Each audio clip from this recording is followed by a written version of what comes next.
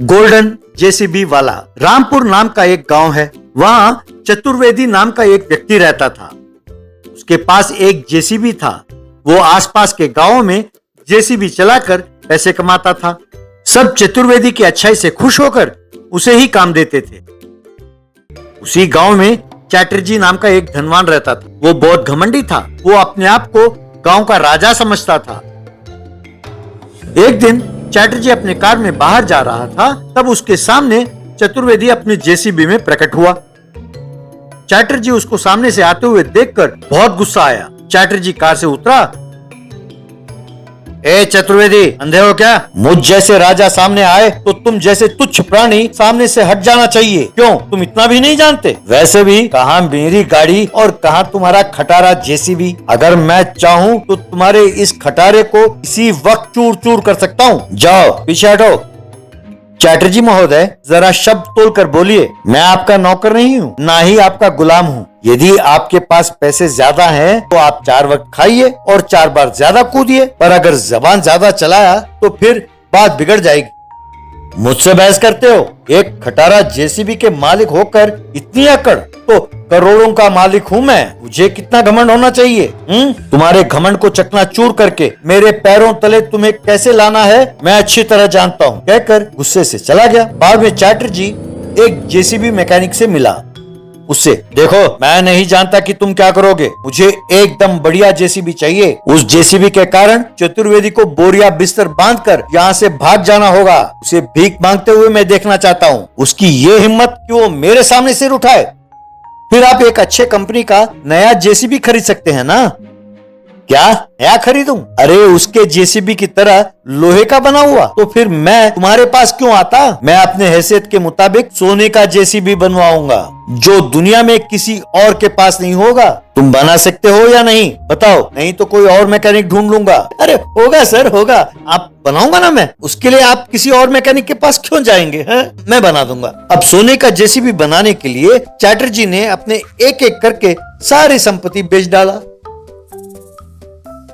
अब चैटर्जी का golden JCB तैयार हुआ। चैटर्जी सोने के जेसीबी को लेकर गांव में आया।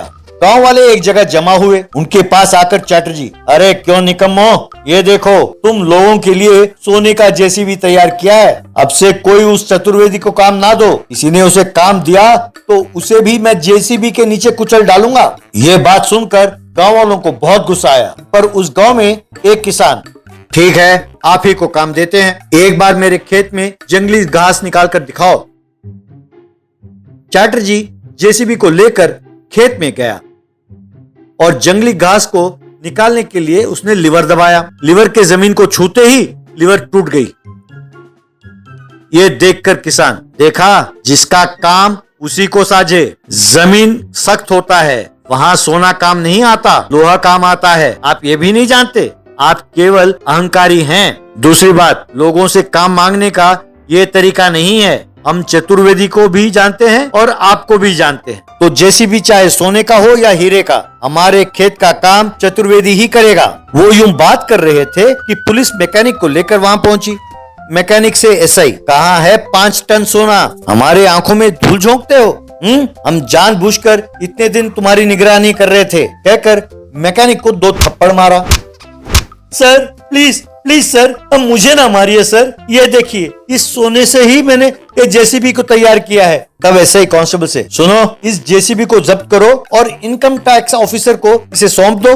पर एसआई साहब, इसे मैंने अपनी संपत्ति को बेचकर बनवाया है। ये चोरी का नहीं है, ये मेरा है। देखिए, हो सकता है कि आपने अपनी संपत्ति को बेचकर इसे बनवाया हो, पर इस मैकेनिक ने तस्करी का सोना खरीदा है, इसीलिए ये सरकारी संपत्ति है। आपको जो कुछ कहना है इनकम टैक्स ऑफिसर से जाकर कहिए।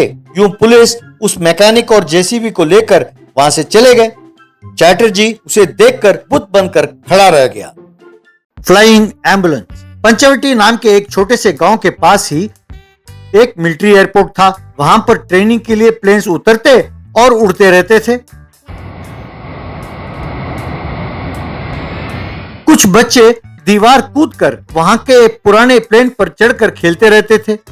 उस गांव में जयदेव नाम का एक बूढ़ा एक पुराने वैन को चलाता हुआ गुजारा करता था। लोगों को उसमें ले जाता और जो पैसे वो देते थे उसे लेता था। उस गांव में अस्पताल ना होने के कारण जब भी किसी को जरूरत पड़ती तो अपने वैन में ही उन्हें शहर के अस्पताल ले जाता था।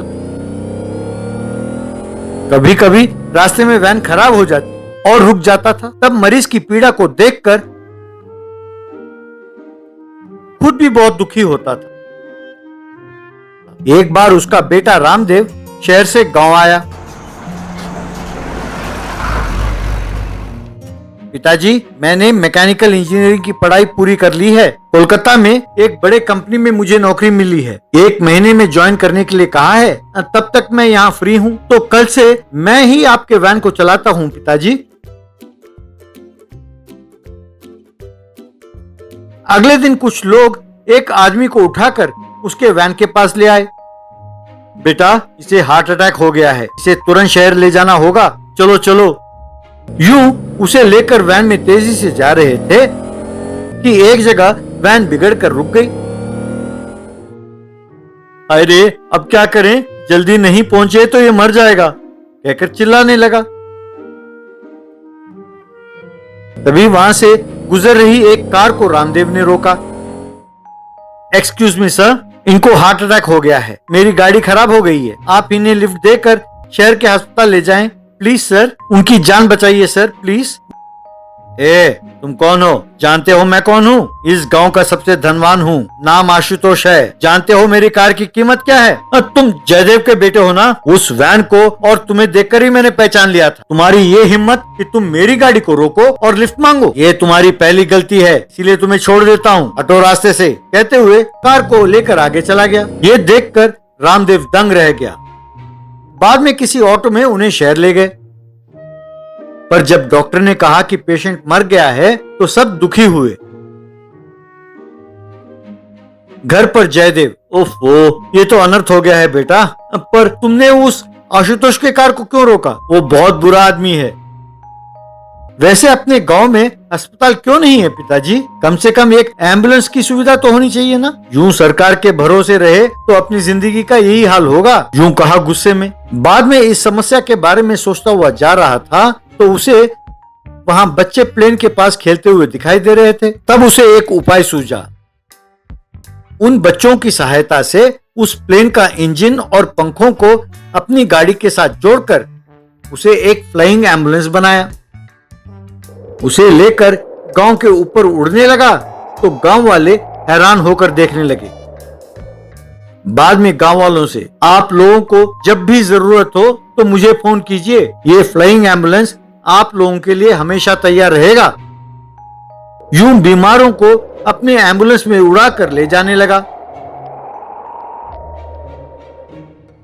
ये सब देखकर आशुतोष को बहुत गुस्सा आया। अगले दिन एम्बुलेंस के पास खड़े रामदेव के पास आशुतोष पुलिस को लेकर आया।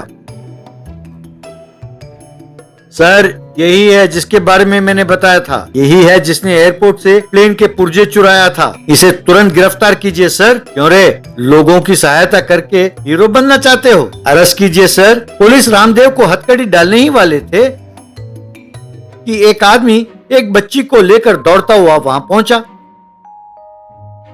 आशुतोष जी, आपकी बेटी को सांप ने डस लिया है, उसका तुरंत इलाज ना किया तो उसका बचना मुश्किल है, इसीलिए रामदेव के पास लाया हूँ हुजूर। ये सुनकर आशुतोष दंग रह गया।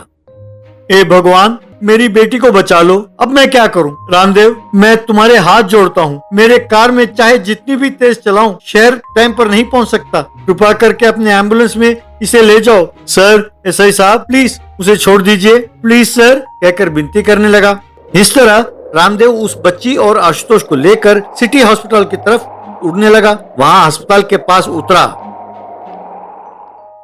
वक्त पर इलाज हुआ तो बच्ची उठकर बैठी। शाबाश रामदेव, तुमने बच्ची की जान बचाई, तुम वक्त पर ना लाते तो अनर्थ हो जाता।